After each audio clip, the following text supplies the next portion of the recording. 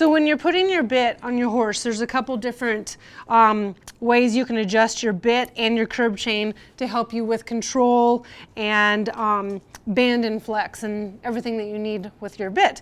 I like to kind of have my bit a little bit more up in the horse's mouth with like that, with there's just one little wrinkle in the corner of his mouth, because when I pull, I want to contact his mouth first and then the curb.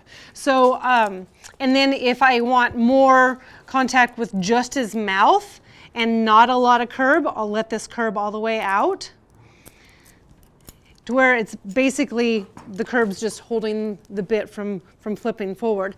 And you can also tighten it one more where it's, so now it's just a little bit tighter in his mouth, and you still get more direct contact with the corners of his mouth than you do the curb.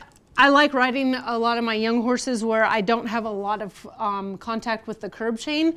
I have more contact with their mouth first. So also when you're adjusting your curb, you don't want it hardly ever tighter than you want to be able to get your two fingers like this. Maybe I would tighten it one, but you want to make sure that you don't have your curb chain too tight for your horses, because it'll bind up and it won't allow your bit to do what it needs to do. So it doesn't matter if your bit is a short shank or a long shank, or if your bit is locked. I still adjust according to what I want that bit to feel like on that particular horse. So if you want a little bit more contact with the sides of their mouth first, adjust it accordingly and play with your curb chain too. So it doesn't really matter what your shank is.